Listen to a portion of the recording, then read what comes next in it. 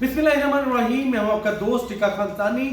और आप मेरा यूट्यूब चैनल देख रहे हैं। नाज़रीन, कुछ काबीना के इजलास की अंदरूनी कहानी और साथ ही मैं बताऊंगा कि 30 दिसंबर को जो वजीर आजम इमरान खान मिनी बजट ला रहे हैं, आखिर वो क्या मजबूरी है, उसका क्या फ़ायदा है और क्या नुकसान, क्या शराइत है, क्या दबाव है। इसके साथ साथ चूँकि काबीना के हवाले से कहा गया कि शायद इत्तेहादी फट पड़े, इत्तेहादियों ने शिकायत के अंबार लगा दिए। दरअसल इत्तेहादियों की शिकायत थी या दरख्वास्त थी, मैं ये भी बताऊंगा। और इसके साथ साथ शहबाज शरीफ फिर मुश्किल में आने वाले हैं और दीगर भी चीज़ें बताऊंगा। आज मैं नवाज शरीफ बिल्कुल मेरा टॉपिक नहीं है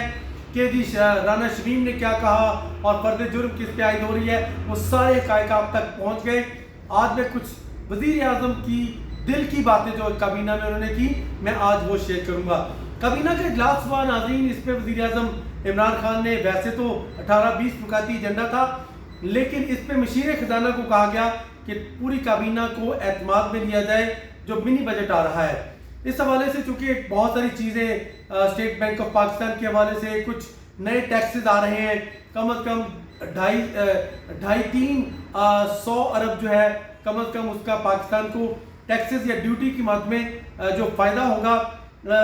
वो क्यों आखिर लगाया जा रहा है, ये नए टैक्सेस या मिनी बजट क्यों आ रहा है।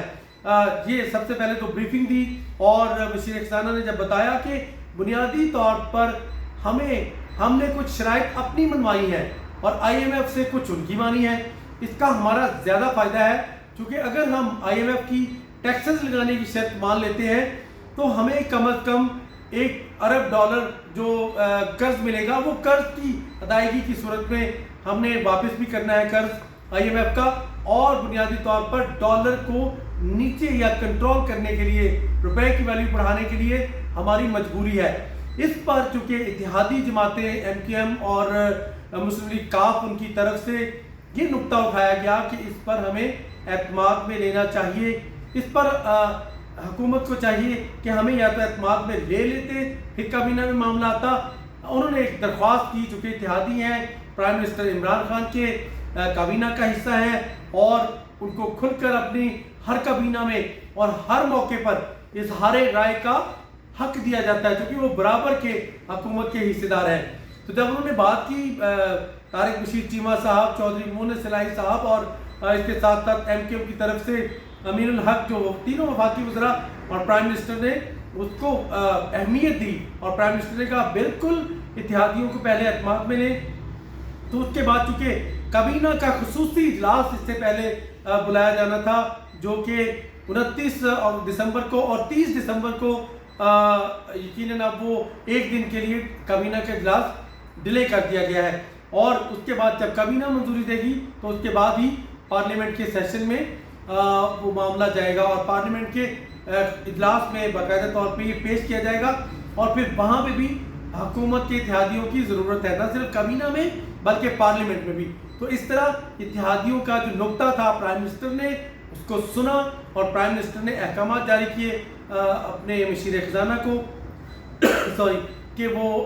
इत्तेहादियों को एतमाद में लें, उनको ब्रीफ करें। और फैसला हुआ है कि 29 को अब मशीर खजाना, मुस्लिम लीग काफ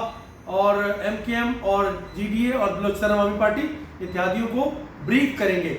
बुनियादी तौर पे ये जो मिनी बजट आ रहा है इसके क्या फ़ायदे क्या नुकसान हैं। नाज़रीन, मैं दिल की बात जो कर रहा हूँ, आज वज़ीर आज़म इमरान खान काबीना के इजलास में कुछ अफसुर्दा दिखाई दिए। प्राइम मिनिस्टर ने 2 टोक अल्फाज में, वाशकाफ अल्फाज में आज एक बात की। प्राइम मिनिस्टर ने कहा कि हमें आज पिछली हुकूमतों का खमियाजा भुगतना पड़ रहा है।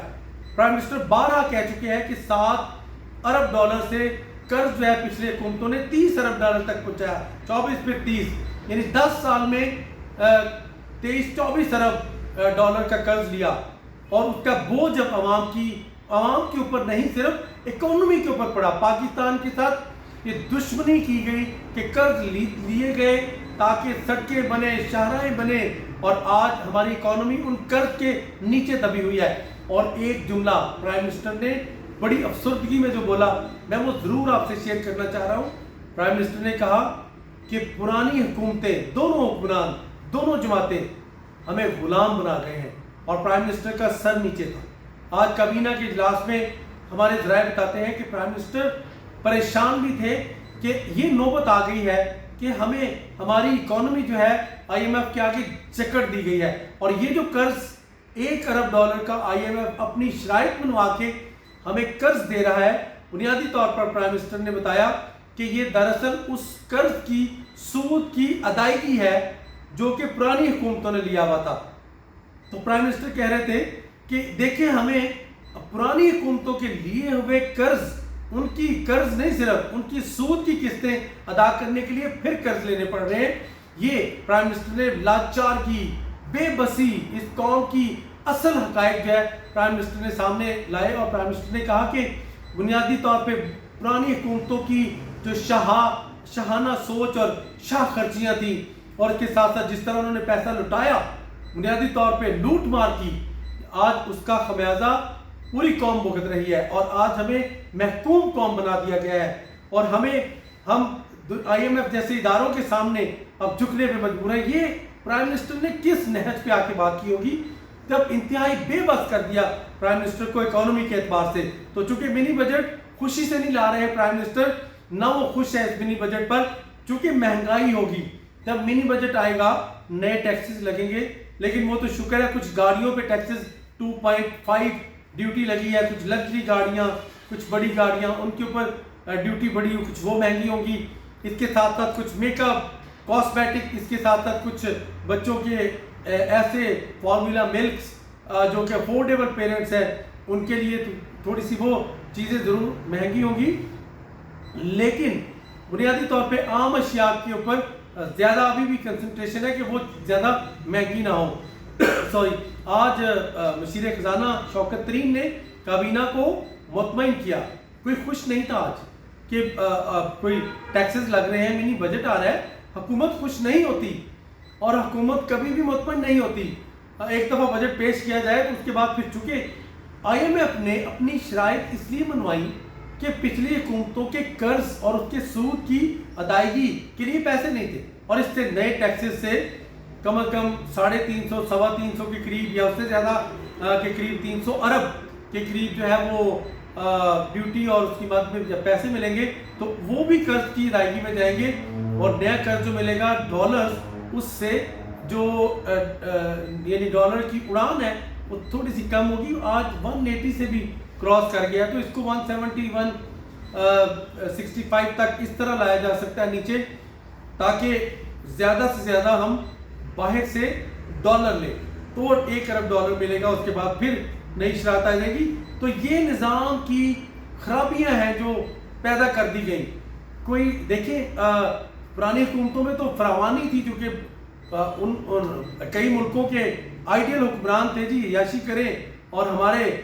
جو ہے پالیسیوں پر عمل کرتے جائیں، لیکن یہاں ان کی پالیسیوں پر عمل نہیں ہو رہا، اور ظاہر ہے پھر وہ اس طرح کے یعنی کہ آئی ایم ایف کی اپنی شرائط تو منوائیں گے آئی ایم ایف والے۔ اور ساتھ ہی ناظرین، اس کے علاوہ کابینہ کے اجلاس میں آج بڑی خبر یہ تھی کہ قومی سلامتی کمیٹی کی جو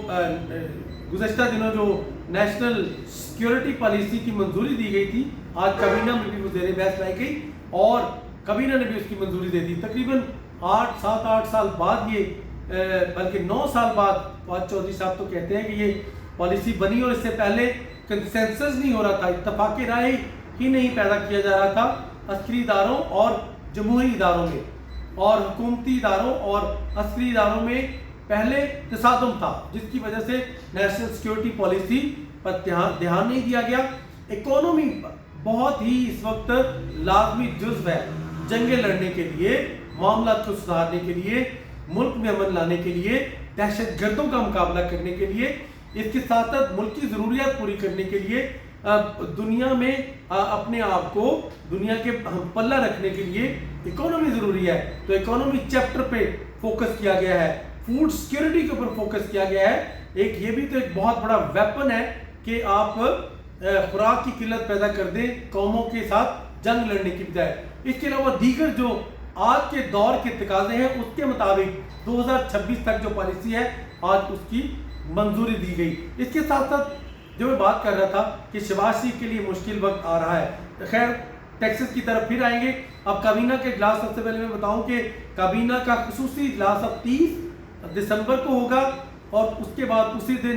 پارلیمانی پارٹی ہوگی تحریک انصاف کی، اور اس کے بعد پارلیمانی پارٹی میں یہ معاملہ آئے گا کابینہ میں، اور پھر پارلیمنٹ یعنی قومی اسمبلی میں پیش ہوگا اور اس کی اپروول ہو جائے گی منی بجٹ کی۔ اب اس کی شرائط حقائق ساری سامنے لانے کا فیصلہ کیا گیا ہے۔ اتحادیوں کو بھی اعتماد میں لیا جائے گا، ہو سکا تو پرائم منسٹر نے کہا میں بھی اتحادیوں کو ان کے تحفظات دور کرنے کے لیے تیار ہوں۔ اس سے پہلے ماضی میں بھی ایسا ہوتا رہا ہے، اتحادیوں نے نکتہ اٹھایا، درخواست کی، پرائم منسٹر نے مانی اور اس کے بعد یقیناً اس پہ عمل درآمد کیا گیا۔ آج کچھ وزراء نے اس پہ بات بھی کی کہ اب جلد ہو جانا چاہیے، اس کو تاخیر کا شکار نہ کریں۔ تاہم اتحادیوں کا اپنا کہنا تھا کہ اس پہ کچھ چیزیں ہمیں سمجھنے کی ضرورت ہے، تو وہ 30 ستمبر یعنی 29 کو یعنی کہ بدھ کو یہ ملاقات ہو جائے گی اتحادیوں کے ساتھ۔ اینی وے سوری، شہباز شریف کی بات میں کر رہا تھا کہ شہباز شریف کے خلاف عدالت میں جانے کا فیصلہ کیا ہے حکومتی جماعت نے، تحریک انصاف نے۔ بنیادی طور پہ اس کی بنیادی وجہ کیا ہے؟ شہباز شریف گرنٹر تھے، نواز شریف ملک سے باہر نہیں آ رہے۔ اب دیکھ سکتے ہیں آپ کے شمیم نقوی کا کیس جس طرح ایکسپوز ہوا ہے آج عدالت میں۔ عدالت نے اس کو کبھی کیلبری فونٹ سے تشبیہ دی، تو کبھی جو ایک یقیناً ڈی ایچ ایل کے لفافے کی جو پیکنگ نکلی وہاں سے، اور کچھ ایسی حقائق سامنے آئے کہ جس پر سارے کے سارے سر پکڑ کے بیٹھ گئے اور معاملہ تب دوسرے رخ اختیار کر گیا۔ اب فرد جرم 4 لوگوں کے اوپر عائد ہونے کا فیصلہ کیا گیا ہے، اور چونکہ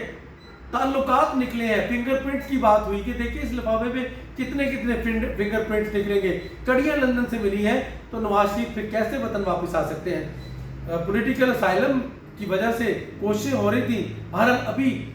کوئی کہہ رہا ہے کہ ڈیل ہو رہی، وہ ڈیل تو ایکسپوز ہو گئی کہ نہیں ہو رہی۔ اب یہ پتہ چلا ہے کہ شاید نواز شریف صاحب پاکستان واپس نہیں آ رہے، تو ڈیل شیل تو اب جو ہوئی یا ہوگی یہ تو وقت آنے پر سارے حقائق سامنے آئیں گے، لیکن اس وقت یہ پتہ چلا ہے کہ نواز شریف صاحب کا کوئی ارادہ نہیں۔ تو شہباز شریف صاحب کے گرد اب حکومتی جماعت گھیرا تنگ کر رہی ہے اور ان کے خلاف عدالت میں جانے کا فیصلہ کیا ہے۔ جب نواز شریف کو یہاں سے بیرون ملک لے جایا جا رہا تھا اس وقت اسمبلی کے اندر، اس کے علاوہ میڈیا ٹاکس میں، اس کے علاوہ ویڈیو بیانات آپ دیکھ سکتے ہیں، شہباز شریف صاحب نے بڑا گلہ کیا تھا کہ میں گارنٹی دیتا ہوں، ان کی گارنٹی پہ حکومت بھی مانی، عدالت بھی مانی، خیر انہیں جانے دیا گیا۔ اب حکومت کہہ رہی ہے کہ آپ اگر گارنٹر تھے تو آپ واپس لائیں نواز شریف صاحب کو۔ خیر یہ اس وقت معاملات تو چل رہے ہیں حکومت اور یعنی کہ اپوزیشن کے درمیان، اتحادی اس وقت حکومت کے ساتھ ہیں، اور یہ ریومرز پھیلائی جا رہی ہیں کہ شاید ایک تو نواز شریف کی بات واضح ہو گئی کہ شاید حکومت جو ہے اب چند دن کی مہمان ہے۔ خدا را، یہ تو ہم پہلے دن سے سن رہے ہیں کہ چند دن کی مہمان ہے، 2 مہینے رہ گئے، 3 مہینے رہ گئے، لانگ مارچ ہونے والا ہے، لانگ مارچ ہوگا، 23 مارچ کو ہوگا، 25 مارچ کو ہوگا، ٹیکا خان ثانی کو اجازت دیجیے گا، کچھ بھی نہیں ہوگا، حکومت یہی ہوگی، اللہ نگہبان۔